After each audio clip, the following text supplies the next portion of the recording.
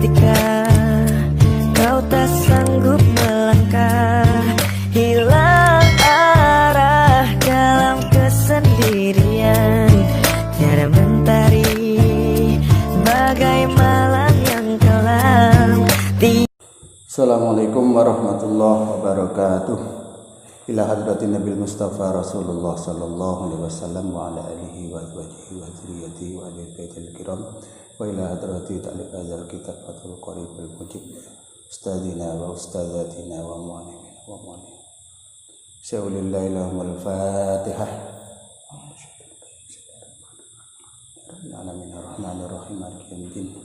Iyyaka na'budu wa iyyaka nasta'in ihdinas siratal mustaqim siratal ladzina an'amta 'alaihim ghairil maghdubi 'alaihim waladdallin. Bismillahirrahmanirrahim. Para santri di mana saja berada, karena kita masih kondisi darurat, jadi kita ngajinya pakai model online. Untuk santri saya dari Yayasan Pondok Pesantren Al-Huda Mukomulyo atau anak-anak saya yang ada di SMA 14 Pengabuan Tanjung Jabung Barat, bisa ikut ngaji kitab Fathul Qaribul Mujib pada malam hari ini. Ini adalah pertemuan yang ketiga.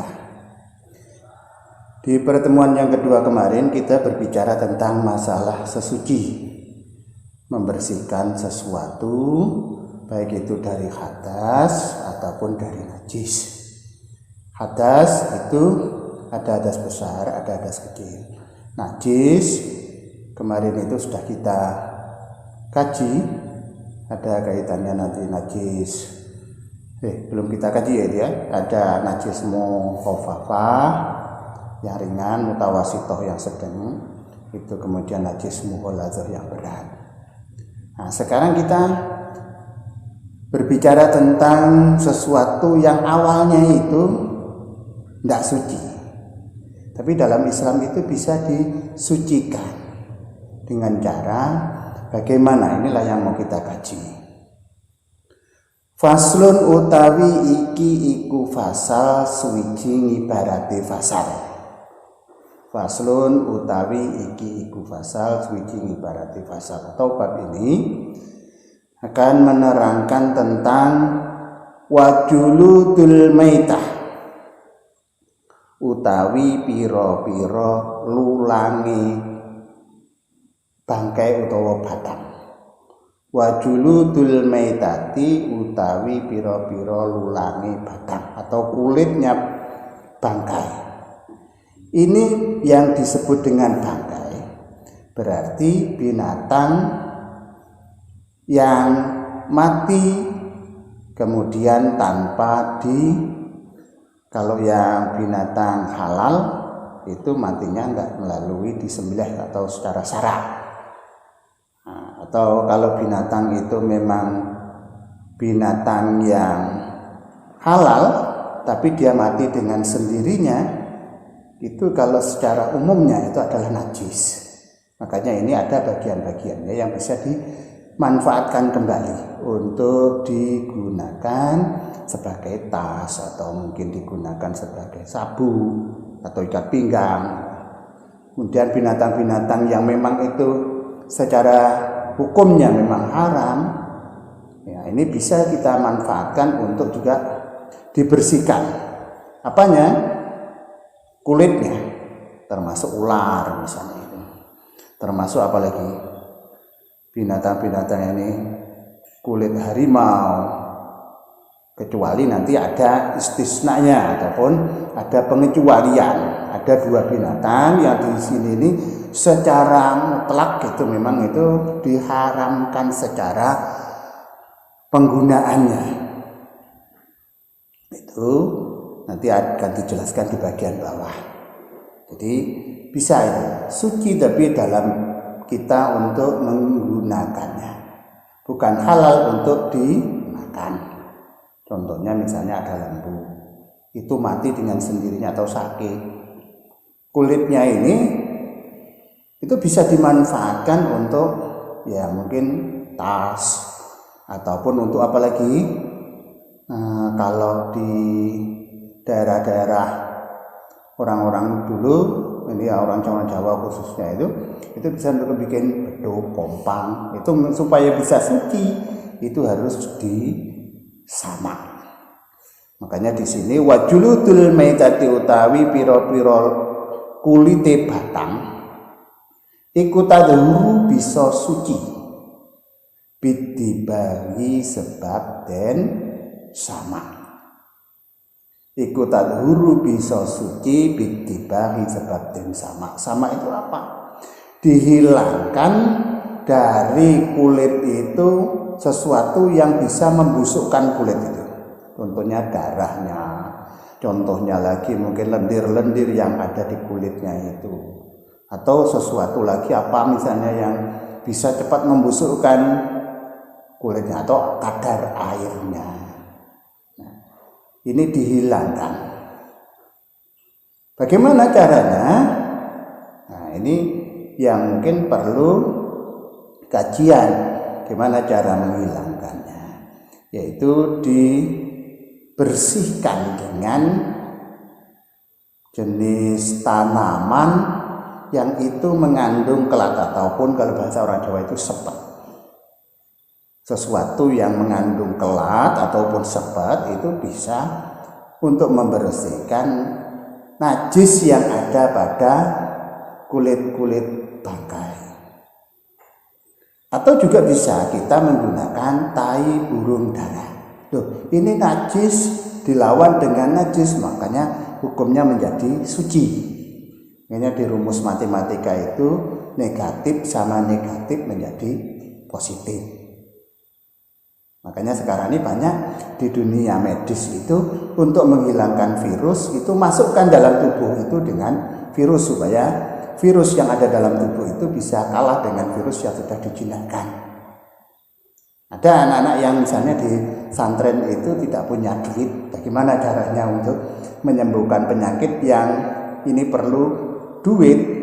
Oh, ini ada juga misalnya dengan menggunakan air kencing itu untuk mengobati penyakit mata. Itu nenek-nenek moyang kita biasanya itu menggunakan itu, atau dengan air liur kita, air ludah kita, tapi dengan syarat yang masih baru bangun tidur.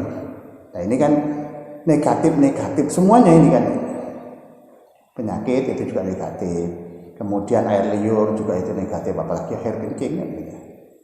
Nah, makanya itu binatang-binatang coba kita lihat itu, kucing kalau dia kena luka tidak pernah itu kucing pergi ke dokter, tapi dia sembuhkan diri dengan dirinya sendiri dengan melalui jilatan-jilatan. Ini yang tadi bisa kita bersihkan.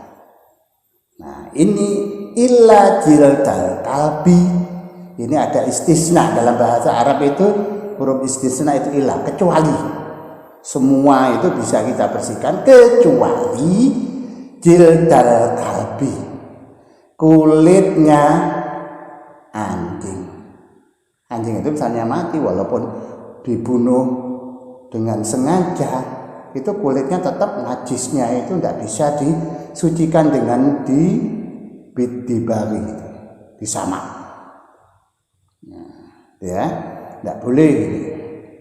Makanya di sini dipasang illa jildal kalbi, angin kulite. Nah, ini asu.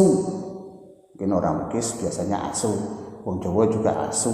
Mungkin ada juga bahasa Indonesia itu anjing, ada yang mungkin bahasa orang Jawa itu segawon. Makanya kalau ada segawon lanang gitu berarti anjing lanang gitu kan ini. Wal khinziri lan celeng. Apa itu celeng? BAB, babi. Mungkin ada juga yang itu bahasanya banyak sekali kalau orang Jawa itu. Ada yang menyebutnya dengan andapan, ada yang menyebutnya dengan babi, ada yang menyebutnya dengan benci, macam-macam lah itu. Tapi sejenis itu. Wa malan hayawan-hayawan tawalat dagang den anane min apa ma min huma saking karone kaleb lan khinzir. Demikian juga binatang-binatang yang memang dari keturunannya apa itu babi ataupun anjing itu juga tidak boleh. Wa malan hayawan tawallada kang tenanane apa ma minuma saking karone asu lan kelek. Au min ahadima utawa salah suwijine asu lan kelek. Mungkin yang satunya ini hewan suci, kambing misalnya itu, kawin sama anjing, akhirnya menurunkan anjing kambingnya ini. Itu tidak bisa itu untuk disucikan lagi. Makanya kalau ngerti ya kayak gitu tuh, cepat aja itu dibunuh saja. Apalagi kok sekarang ini ada manusia yang kawin sama binatang, wah ini merusak citra manusia. Makanya dalam hukum fikih itu harus dibunuh itu anunya, salah satunya, supaya apa? Ndak ini menimbulkan gaduh di dalam kaitannya dengan hukum gitu. Nah, ini kaitannya dengan keturunan dari dua binatang ini, baik satunya itu dari binatang yang halal ataupun bagus, yang satunya itu dari anjing ataupun babi, itu memang tidak diperkenankan kulitnya untuk disamak. Kemudian wa'azmul maitati utawi balungi badang, wa sa'ruha lan rambute badang. Wa'azmul maitati utawi balungi utawa tulang ini ya, apa balung itu kalau bahasa Indonesianya tulang gitu ya, tulang. Makanya kalau orang Medan itu Pak D itu kalau orang Jawa, kalau orang Medan itu tulang panggilnya. Tulang itu maksudnya ya keras, sudah tua kan gitu, lebih tua, makanya itu dia disebut dengan tulang. Wazmul maitah tawi tulangi badang, wasak ruhalan rambute badang iku najsun najis. Misalnya ada ayam atau bulunya, ada binatang baik itu yang haram ataupun yang halal selain keduanya tadi itu, anjing dan celeng itu ya, itu semuanya ini tulangnya ataupun rambutnya itu tetap najis. Ayam misalnya yang mati sendiri itu tulangnya pun juga najis, bulunya juga najis, tapi najisnya bukan najis yang berat, tapi najis mutawasito, najis yang sedang. Najis yang sedang itu bisa kita hilangkan dari warna, bau, dan rasanya. Ini kedua-duanya ini bisa kita anggap itu najis. Nah, di sini dipasang isna tadi, dipasang pengecualian. Jadi ya, wa azmul maitati utawi balunge badang, wa sa'ruha lan rambute utawa wulune badang tu najsun najis. Illal adamiyu kecuali rambut utawa balunge utawa bangkene anak Adam. Nah, kalau manusia, anak Adam itu siapa? Ya manusia. Makanya itu proses untuk menciptakan manusia itu dari sperma. Sperma itu yang dari binatang pun, yang binatangnya ini binatang haram kecuali itu anjing dan babi itu tetap tidak najis.